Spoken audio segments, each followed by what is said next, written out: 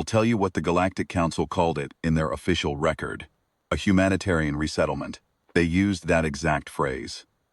I looked it up years later, when we finally cracked one of their diplomatic archive nodes, and there it was. Printed in the clean bureaucratic shorthand of beings who had never once stood in the mud of a dead zone and smelled what humanity had been handed. Humanitarian resettlement. What it was in practice was a vote. 43 council species. One empty seat where Earth's observer used to sit. And a single resolution that passed 61-0, because our observer had already been removed from the floor on a procedural technicality before the ballots were cast. The resolution declared the consumed sectors, the dead zones along the outer rim of what they called civilized space, biologically compromised and unfit for habitation by any species with a functioning galactic standing. They stripped us of that standing the same morning, in a separate motion, 2 birds, 1 procedural stone. By the time the vote was final, humanity had no seat to lose and nowhere left to stand. They gave us the dead zones, all of them. 312 systems that the Council had already written off as lost to consumed propagation. Sectors where the reanimation plague had burned through the original inhabitants. Whatever those inhabitants had been. And, left behind, nothing but the walking remnant tide. They weren't going to clean those sectors up. Too expensive, too dangerous, too far from anything the Council's core species actually cared about. So they handed them to us, called it resettlement, filed the paperwork, and locked the transit corridors behind us, with a bureaucratic seal that translated, roughly, as, "Not our problem anymore." My name is Riley Denbo. I was 34 years old when the corridor doors closed. I'm 51 now, and I'm telling you this from the far side of something that I still don't have a clean name for. Not a victory, not quite. Something heavier than that, and more permanent. This is what happened in the dead zones. This is what we built, and almost lost, and what it cost us to keep. First years were chaos. I won't pretend otherwise. 312 dead zone systems sounds like room to breathe until you understand what was in them. The consumed were everywhere. They don't reproduce the way a living thing does. What they do is propagate. A single contact event between a consumed organism and a living one ends one way. The living organism dies, and after a period that varies by biology, it gets up again. Changed, simplified, stripped of everything the Council would call higher cognition, left with only the oldest drives: motion, hunger, proximity. The basic animal need to be near others of its kind. Except that last part turned out to be more complicated than the Council's biologists had reported. We didn't know that yet in the early years. We were too busy surviving, the settlement that mattered most. The one that became the anchor of everything that came after was a sector called the Green Reach. 3 habitable stations arranged around a gas giant, separated from the nearest consumed concentration by a broad radiation belt that the dead things couldn't navigate. Radiation scrambled whatever vestigial sensory apparatus they used for direction finding. They milled at the belt's edge by the millions, but they didn't cross. That bought us time. In the early days, I worked perimeter detail, like everyone else. We didn't have the luxury of specialization yet. Went where the breach alerts sent you. And you did what needed doing, and at the end of a shift you slept, for whatever hours you could manage before the next alert. I lost people in those first months. People I'd known from the transit ships during the exile. People I'd met in the first frantic weeks of the settlement. Good people. Experienced people. People who knew what they were doing and still didn't make it, because the consumed don't care what you know or how good you are. They're patient in a way that living things aren't patient, because patience requires no effort when you're not alive to spend the effort. Press the line. They keep pressing. You hold or you don't. We held, barely, at first. Better, as the months became a year and the year became 2. A man named Kaufman understood time better than anyone I have ever met. He understood that time, properly managed, becomes power. Paul Kaufman had been a logistics administrator in what passed for Earth's Colonial Development Bureau before the exile. He was not a soldier. He was not an engineer. He was a man who understood resource allocation and leverage, and in the chaos of the early settlement years, that made him more dangerous than either. While the rest of us were fighting to keep the consumed off the outer station perimeters and arguing about food rationing, Kaufman was cataloging who had skills, who had connections, who needed something badly enough to trade for it. He built alliances the way a mason builds a wall, one stone at a time, each one placed to bear the weight of the next. It would be easy, from where I'm standing now, to describe Kaufman as a simple villain. He wasn't that. He was a man with a particular set of values that were comprehensible and even internally consistent. He believed that the people who organized society were worth more than the people who maintained it, that the capacity to manage resources was the most important capacity in a survival situation, and that the proper reward for that capacity was comfort and security and a view from the high floor. In the first years, when nobody else was thinking past the next breach alarm, he was thinking about architecture, about what a stable civilization in the dead zones would actually require. He wasn't wrong about most of his analysis. He was wrong about the part where he decided who deserved to live inside it. By the time the Green Reach stations had been properly pressurized and the outer perimeter defenses had been welded into something resembling a barrier, Kaufman owned the highest residential tower on the primary station. He called it Fiddler's Green, after an old sailor's myth about a paradise on the other side of the sea. The name was chosen deliberately. Everything Kaufman did was chosen deliberately. Fiddler's Green had filtered water, genuine protein synthesis, not the paste the rest of us were eating, ambient temperature control, medical bays with actual diagnostic equipment, views of the gas giant through reinforced observation glass that Kaufman had traded 3 months of scavenging labor to import. It was, by the standards of the dead zones, obscenely comfortable. By the standards of what humanity had lost in the exile, it was a pale echo of something that used to be ordinary. The rest of us lived in the streets. Not literally, at first. The stations had corridors and maintenance bays and converted cargo holds that served as housing for the people who kept everything running. The mechanics, the medics, the supply runners and the perimeter techs and the scavengers, who went out into the dead zone sectors in armored crawlers to strip abandoned installations of anything useful. People who did the actual work of keeping humanity alive in the space the Council had condemned us to. We lived in the corridors. Kaufman lived in Fiddler's Green, and between us there was a negotiation that was never quite spoken out loud. We keep the station running, and the perimeter armed. You keep the power on and the food coming. And nobody talks about the fact that the deal is more favorable to one party than the other. It lasted years, longer than it should have, honestly. People are willing to accept a great deal when the alternative is the consumed. I ran scavenging operations for almost a decade. My crew and I went out in a vehicle we'd built ourselves from the salvaged guts of 3 different machine types: a crawler body, a weapons platform, a mobile command center. We called it Dead Reckoning, after the old navigation technique. Figuring out where you are by tracking how far you've come from where you started, with no external reference points. It felt appropriate. We had no external reference points. The Council wasn't going to send anyone to check on us. The transit corridors were sealed.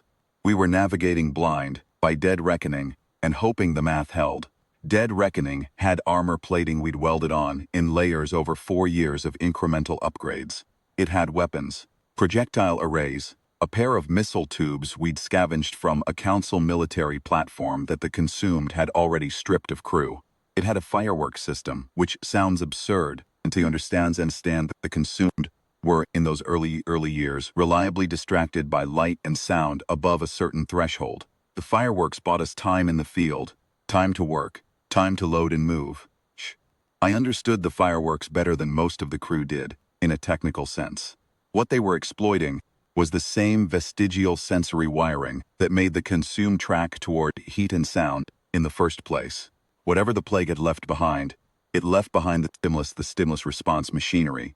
The consumed moved toward signals. Bright light and sharps at the right frequencies overloaded that machinery temporarily, pointed all of it in one direction, bought you a window. We'd learned it by accident, actually. The first time a perimeter tech set off a flare signal at the wrong moment and watched the consumed formations on the pressure sensors all wheel toward it like a compass needle finding north. After that, we built fireworks into every vehicle that went outside the wire. My crew was small and specific. Charlie, my spotter, who had been badly burned in a consumed breach event years before and never talked about it. He was the best judge of distance and movement I have ever worked with. A particular kind of vision that lets some people read terrain and threat the way other people read text. Fast and automatic and rarely wrong. His face was scarred from the throat to the temple on his left side, and he referred to this fact exactly once. A self-deprecating comment about how it kept him from worrying too much about his appearance. After that, it was simply part of Charlie, the way his spotting ability was part of Charlie. Slack had come out of one of the perimeter camps before I recruited her. History, before the exile, was something she kept to herself, but her marksmanship was not a secret. She was the best shot in any crew I ever assembled, and she knew it without broadcasting it, which is a rarer quality than the skill itself. She was practical and unsentimental, and occasionally capable of a particular dry observation that landed harder than a louder person's joke would have. I valued her more than I ever found the right occasion to say directly. Then there was the rotating complement. Pillsbury, Anchor, Pretty Boy, Man Elite, people who knew their jobs and did them without needing to be reminded more than once. Good crew. The kind of people who make you believe, against the evidence of the situation you're all in, that things can be managed. And Cholo Demora had been running scavenging operations nearly as long as I had, under a different contract structure that reported directly to Kaufman, rather than through the general operations pool. He was better at the politics of it than I was. He understood how Kaufman thought, understood what currents mattered inside Fiddler's Green, spent years working specific operations that Kaufman needed done, without asking questions he didn't want answered. He was sharp and capable, and he had beneath the operational exterior an ambition that I understood even when I didn't share the form it took. He wanted in. He wanted the filtered water and the temperature control, and the view of the gas giant from the high floors. He wanted to not live in a converted cargo hold anymore. He wanted the thing that Kaufman had told him was available to people who did the right work. Cholo was not a bad man. I want to be clear about that, because what happened later makes it easy to assign a simple label to him, and the simple label is wrong. Cholo wanted in, that was all. He'd been doing Kaufman's hardest work for 3 years, with a specific understanding that there was a place in Fiddler's Green waiting for him when the contract was up, a room with filtered air, and a functioning food synthesizer, and a view of something other than corridor walls. He wasn't asking for much, by any reasonable standard. He had earned, by any reasonable accounting, considerably more. Kaufman denied the application. I heard about it from 3 different people in the span of a single shift cycle. The way it traveled through the corridor population told you everything about how people felt. The combination of outrage and a dark, familiar recognition. Of course he did. Of course. Nobody was actually surprised. The surprise would have been if Kaufman had honored the arrangement. And I think somewhere in the back of everyone's mind, we'd all known for years that the arrangement was theater. Prized us was what Cholo did next. He took Dead Reckoning, not by force, by access. He had command codes for the vehicle from a previous joint operation. He walked in, locked out the secondary crew, and drove it out of the maintenance bay before anyone understood what was happening. By the time Kaufman's security units reached the bay, Dead Reckoning was already beyond the inner perimeter and moving. Cholo opened a channel to Kaufman directly. I wasn't on that call, but the transcript circulated within hours. He was calm. He stated a number. 5 million credits. In transferable reserve currency, the exact threshold for full residential status in Fiddler's Green. He stated a deadline. He stated what would happen if the deadline passed without the transfer. Dead Reckoning's missile tubes had a range that comfortably covered the Green's observation tower. Cholo had done the math.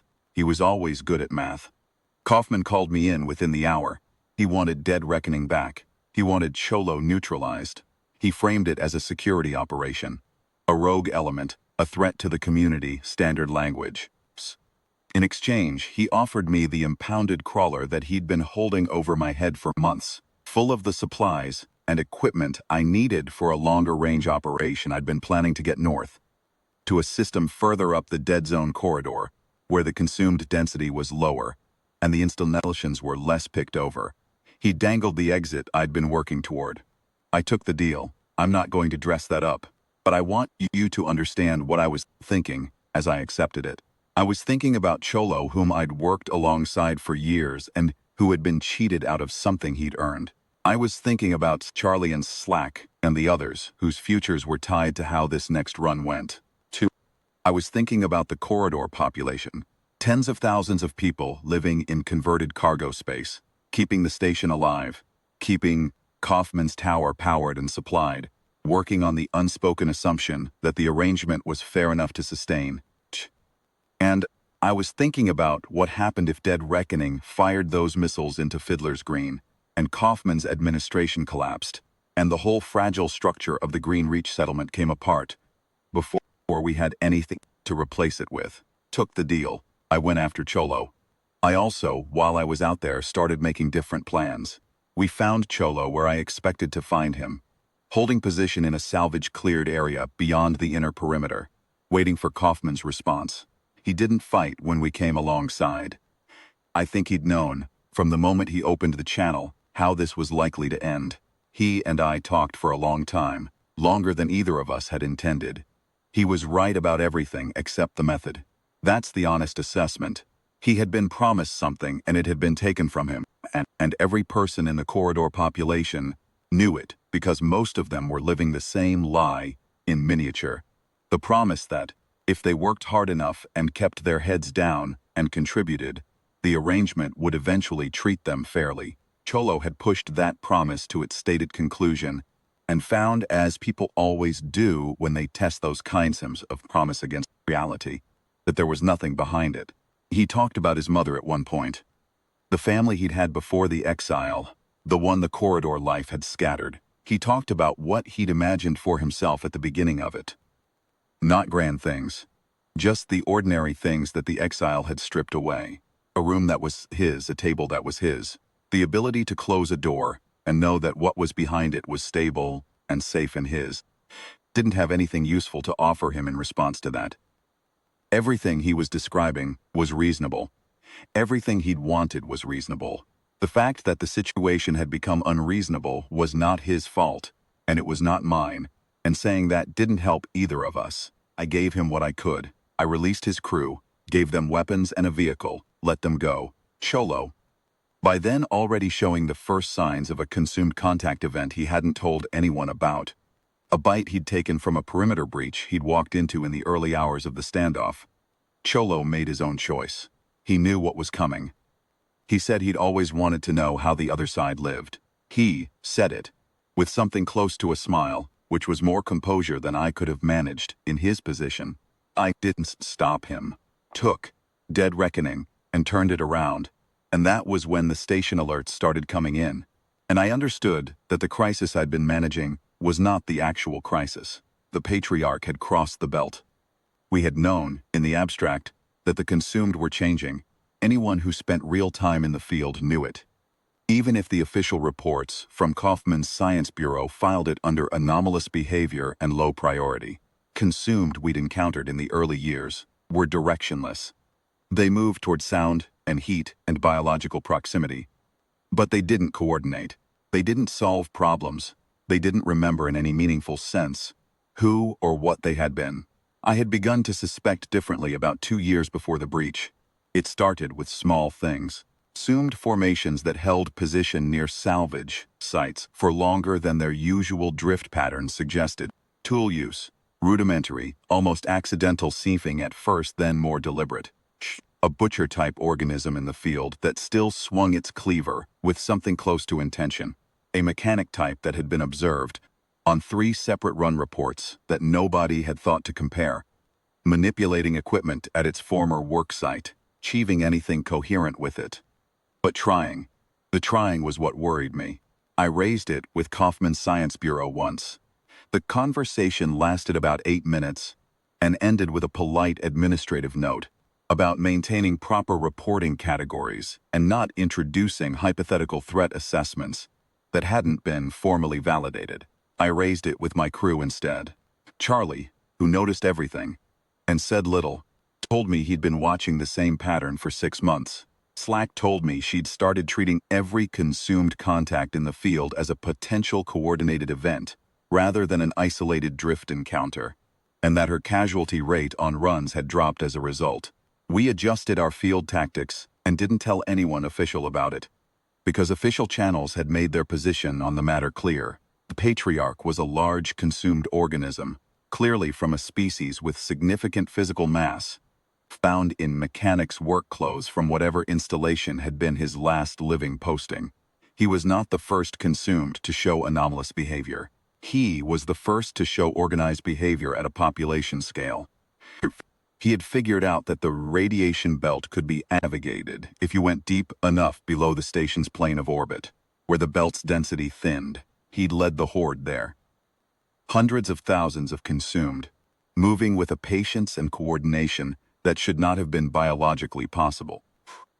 They walked the long route through the belt's lower edge, the route no one had thought to monitor, because no one had believed the consumed capable of identifying it. The belt monitoring systems were calibrated for the standard drift behaviors.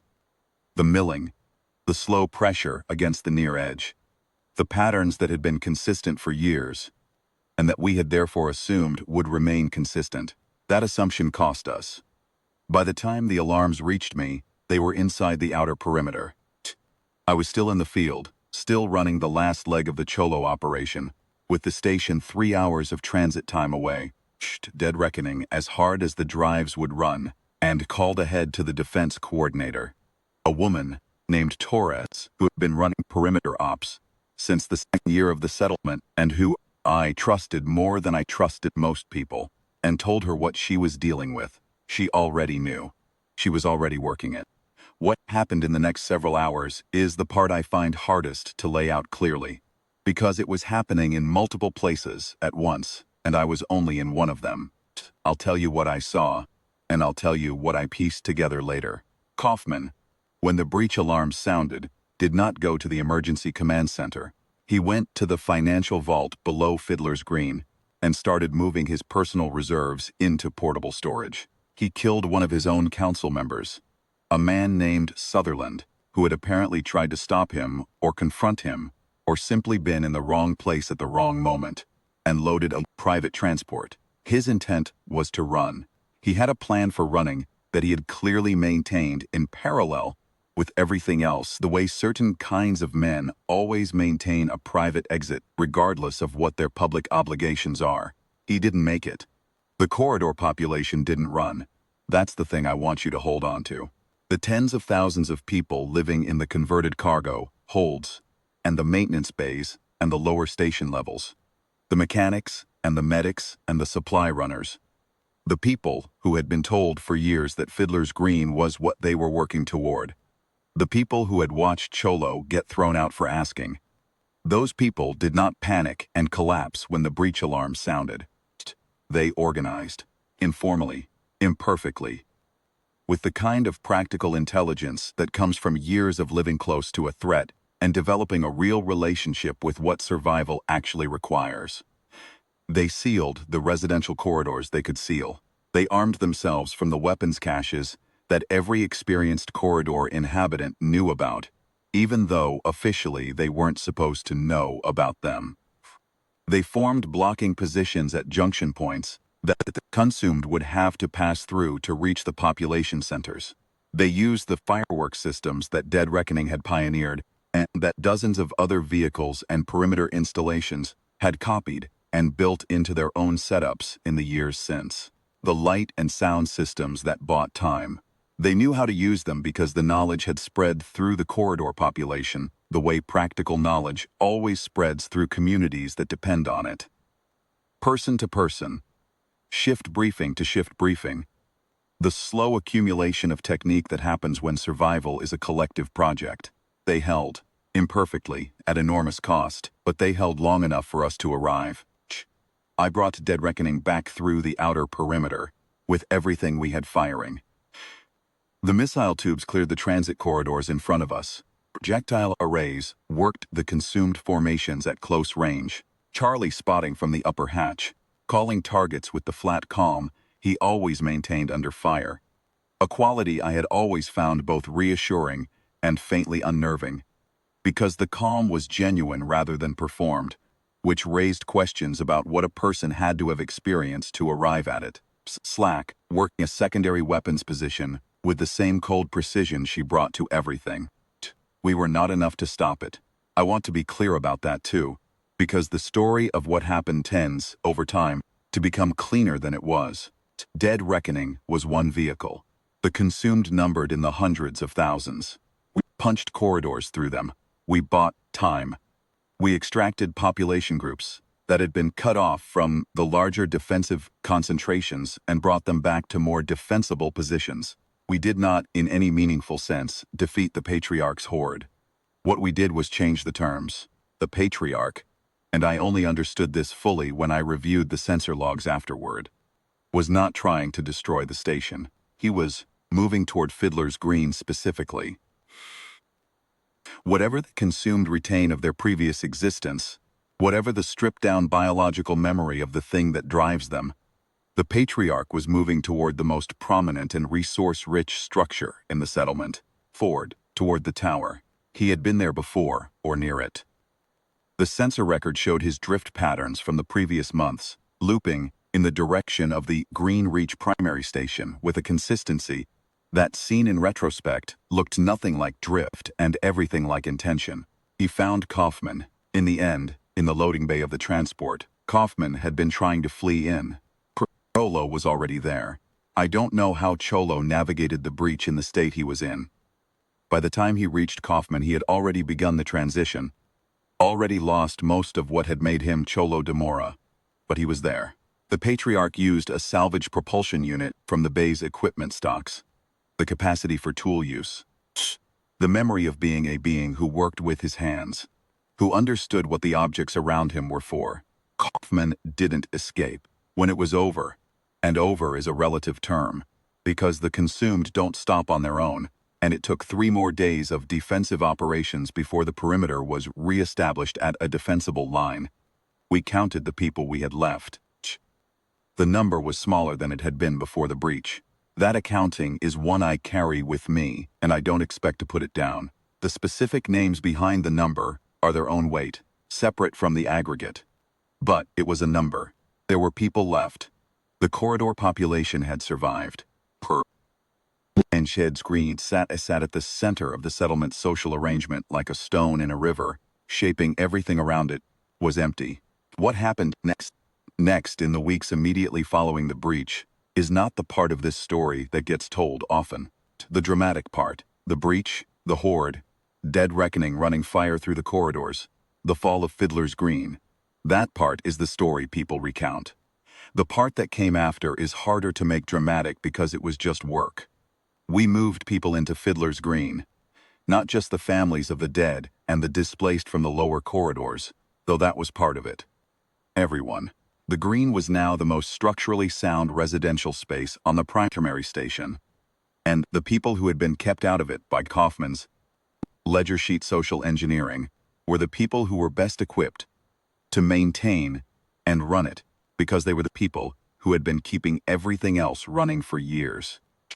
The transition was messy and contentious, and involved a number of arguments I would rather not have sat through. And some of those arguments were legitimate, and some of them were people processing grief and fear.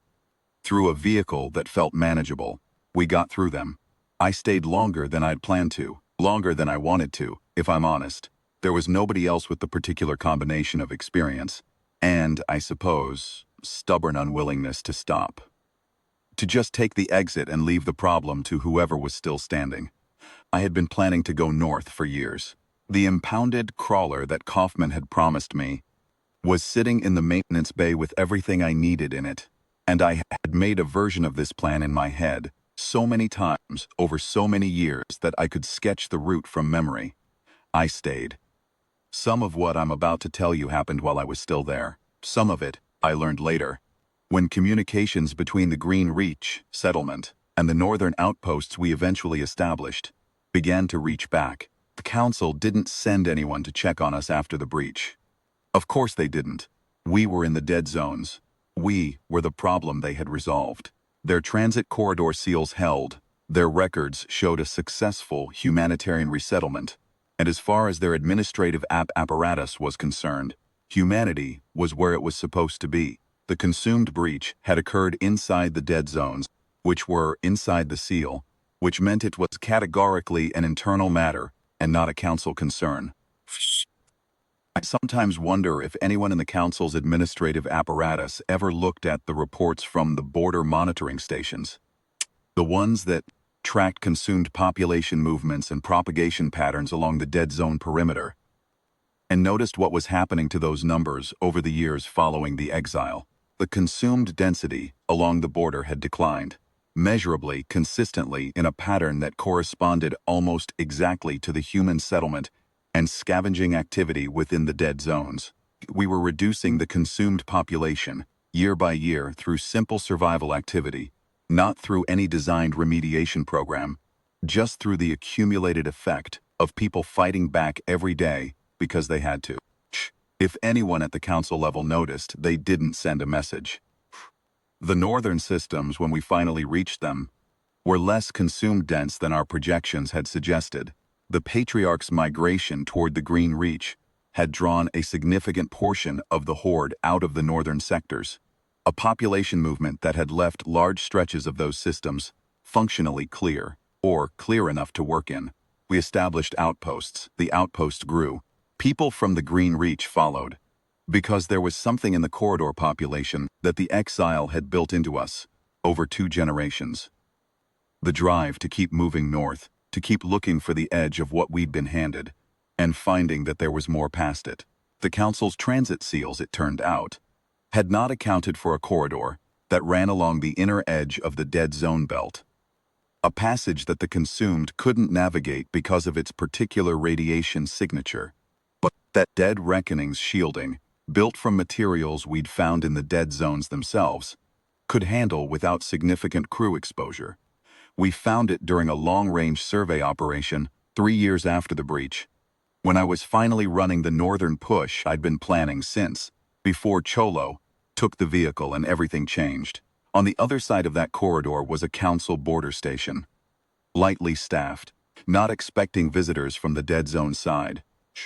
I want to be precise about what happened at the border station, because imprecision would be unfair to everyone involved. We didn't attack the station. We docked. We identified ourselves. We asked to speak to whoever was in charge of council communications in that sector, and we waited in the docking bay while that request was processed, and then processed again at the next administrative level, and then referred upward, which took a day and a half. The staff on the station were professional and cautious, and clearly uncertain about what protocol applied to a situation that the protocol books had not anticipated, which was fair enough, because we were a situation the protocol books had not anticipated. We told them what we were, where we were from, the simple facts of it: humanity, 17 years in the dead zones, present population, territorial extent of the settlements, current consumed population levels within our operational area. We gave them the data. We had 17 years of data. Consumed propagation patterns, navigation routes through the belt, structural vulnerabilities in the dead zone barrier systems, ecological information about the dead zone systems that no council scientific body had ever gathered, because no council scientific body had ever been in there long enough to gather it. The border station commander, a being whose species I didn't immediately recognize, and who communicated through a translation unit that added a half-second delay to everything, looked at the data package for a long time. Then she looked at me. "You survived," she said. The translation unit rendered it as a statement, flat and declarative. Whether it had been intended as one in the original, I couldn't tell. "Yes," I said. 17 years. Yeah. Another long pause. The council's assessment was that the dead zone systems were unsurvivable. "We know," I said. We disagreed. We told them what we wanted, what we needed. It was straightforward. Restoration of humanity's galactic standing. Access to the transit corridors. Recognition of the settlements we had established in the dead zone systems as sovereign human territory. In exchange, we would share the data, all of it, openly, without restriction. 17 years of information about the dead zones that the Council had written off as unworkable space, information that was directly relevant to the border security problem. That several of the Council's outer rim species had been unable to address for the same 17 years we'd been living inside it, told us it would require a Council session. We said we would wait. We waited 6 weeks, in a docking bay of the border station, while the Council's various species debated whether the beings they had exiled into the dead zones 17 years prior were, technically, the same legal entity as the humanity whose standing they had revoked, and whether the revocation was still operative, given that it had been predicated on a procedural technicality, and a number of other questions that seemed very important to beings who settled their most significant decisions through parliamentary procedure. We ate the same field rations we'd brought with us. Charlie slept a great deal, which was characteristic. Slack ran maintenance on every system in Dead Reckoning that had a maintenance schedule, and then ran it again. Session was contentious. I'm told several of the 43 species were, to use the diplomatic translation, stunned by the volume and quality of the data we presented. Not just the survival numbers. Those were surprising enough on their own, given the Council's initial assessment. But the scope of what we had built, the settlement infrastructure, the outpost network, consumed population reduction in our operational area, and what that suggested about the feasibility of systematic dead zone remediation if properly resourced. Border security implications. The vote passed 51-9. Humanity's standing was restored. Our territorial claims in the dead zone systems were recognized. The transit corridors opened. I wasn't in the session hall when it happened. I was in Dead Reckoning, in the docking bay, eating the same ration bar I had been eating for 6 weeks. Charlie was asleep in the spotter's chair, which was not designed for sleeping, but which he had long since adapted to. Slack was going through weapons maintenance. One of the border station staff came down to the bay to tell us. Young, visibly uncertain about the correct protocol for informing exiled humans that they were, as of that session, no longer exiled. He delivered the news in a careful, measured way that suggested he had rehearsed it. I told him to thank whoever needed thanking. He asked if we had any immediate requests.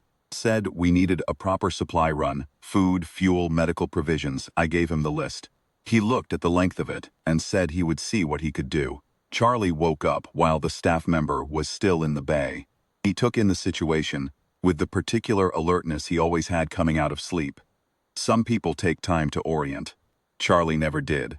What happened? He said. They voted to let us back in, I said. He was quiet for a moment. So we can go home. The question sat there between us. I thought about the Green Reach station, the corridors where the population had organized themselves during the breach, the junction points they'd held, the way the maintenance bays had been converted into something that resembled, against all reasonable expectation, a functioning community. I thought about Fiddler's Green, not Kaufman's version, but the one that had taken its place, messier, and more crowded and considerably less comfortable and alive in a way Kaufman's version never had been. Thought about the northern horses, outposts, about the people who had followed us up the corridor because there was still more corridor ahead. And they were still the kind of people who followed corridor. I thought about Cholo, walking toward the consumed lines, with whatever was left of his intention, and what it meant that he'd gone back toward the tower rather than away from it, toward his score to settle rather than his escape.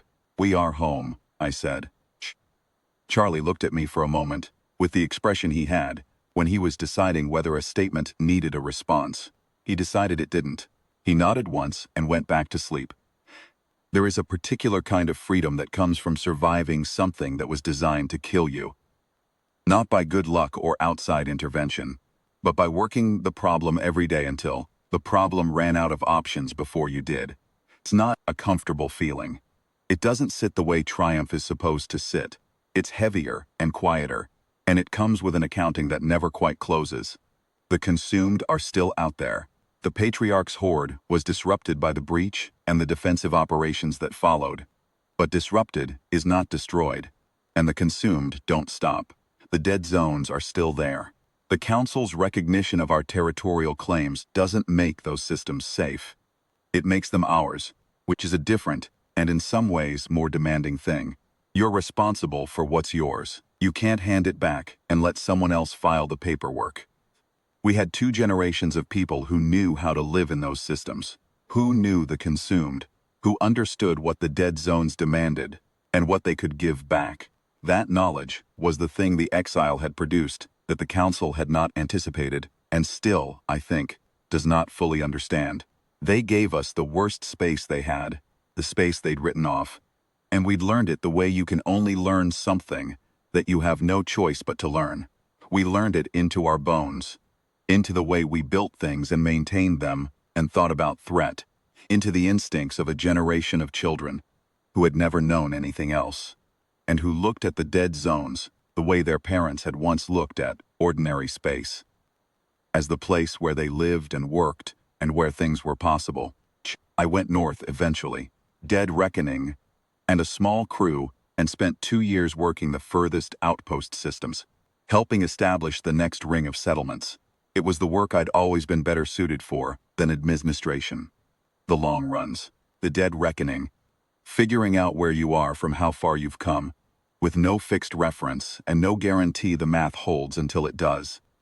What I keep coming back to when I think about the whole of it, the exile, the dead zones, the breach, the council session, the slow and bloody and expensive work of building something in space that was supposed to be unsurvivable, is something that happened in the immediate aftermath of the breach, before the cleanup operations were finished, and before we'd started the harder work of figuring out what came next.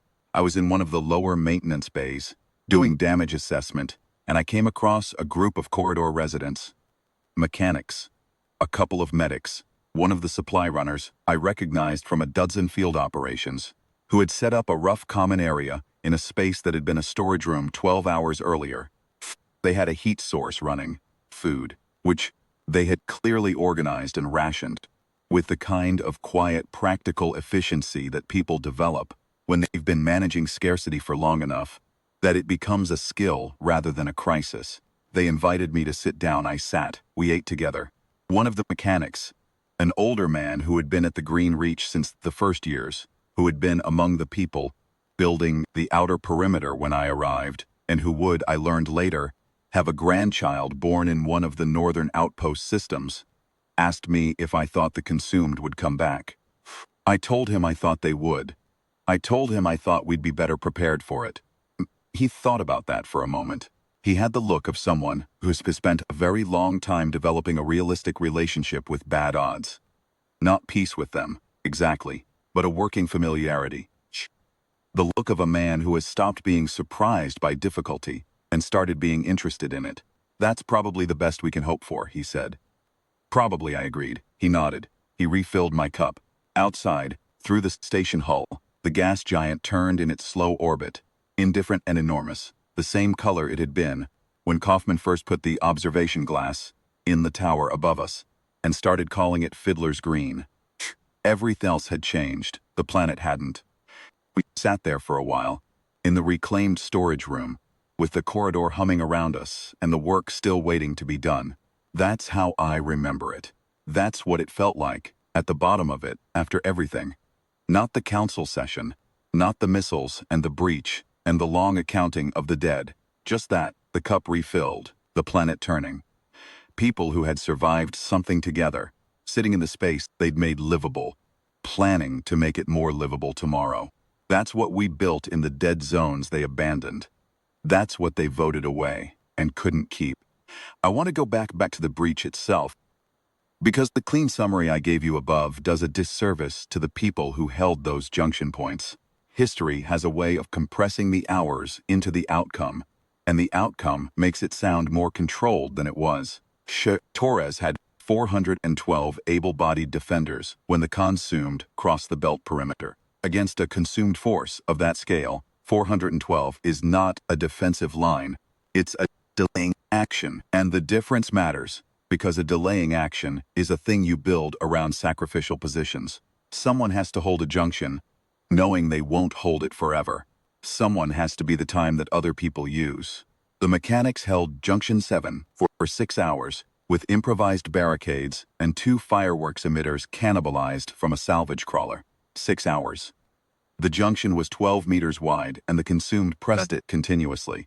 When the barricade finally went, there were 11 people behind it, and 9 of them got out through the maintenance crawlway that someone had pre-cleared as an exit route because someone had been thinking ahead. 2 didn't make it. Their names were Esposito and a young man everyone called Boot, who had been running perimeter supply for 8 months and who I had spoken to exactly once about the weight limits on Dead Reckoning's port cargo bay. The medics held the medical ward on level 4 with the doors sealed, and the patients, who couldn't be moved behind a secondary barrier inside, they sealed the ward, and then they worked. The breach was happening around them.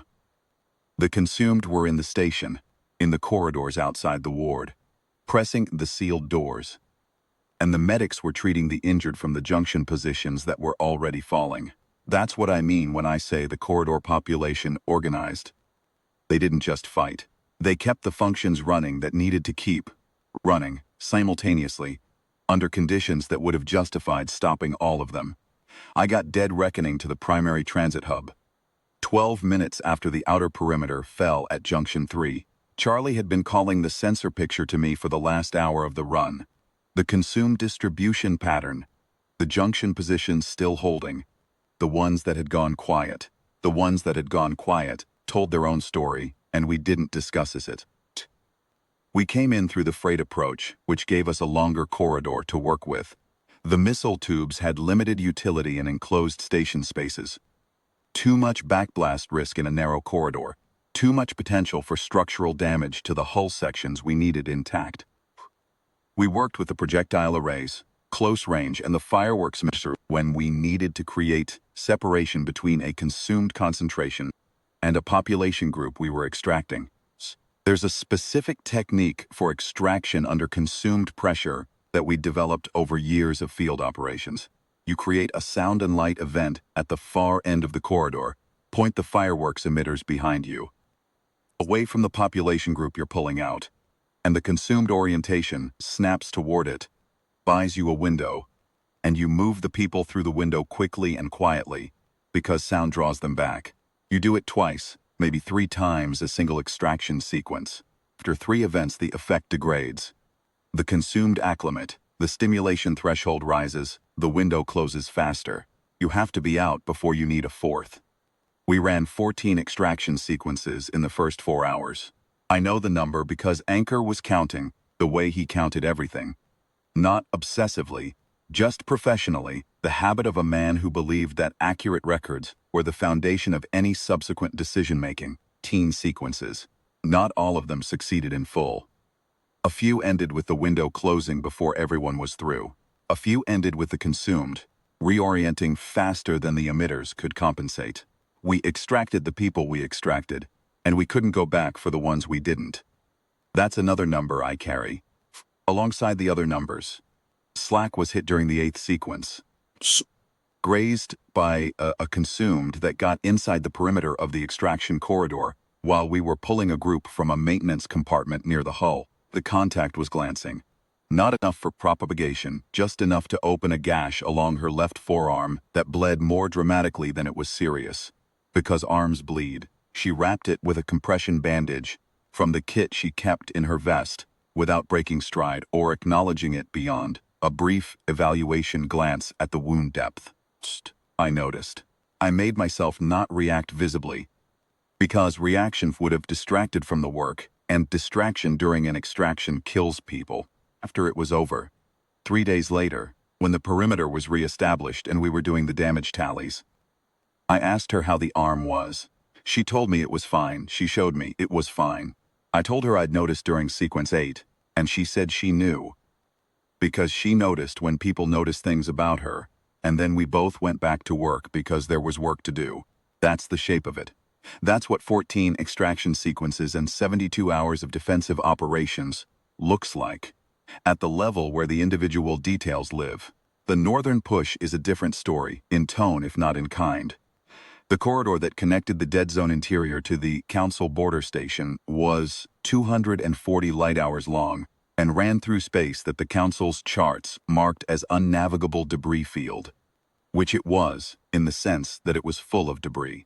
Charts didn't record because no Council survey team had been there recently enough to note it, was that the debris was navigable if you were willing to move slowly and run your sensors at full sweep the whole time.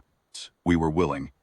We had nothing but time on the far side of the Count's sealed corridors. We found it by following a consumed drift pattern. That's the part I find most satisfying to describe, because it contains what I think is the essential truth of how humanity survived the dead zones.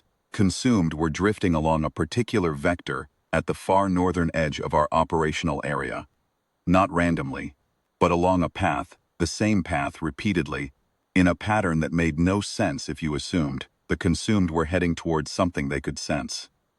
There was nothing in that direction within consumed sensory range.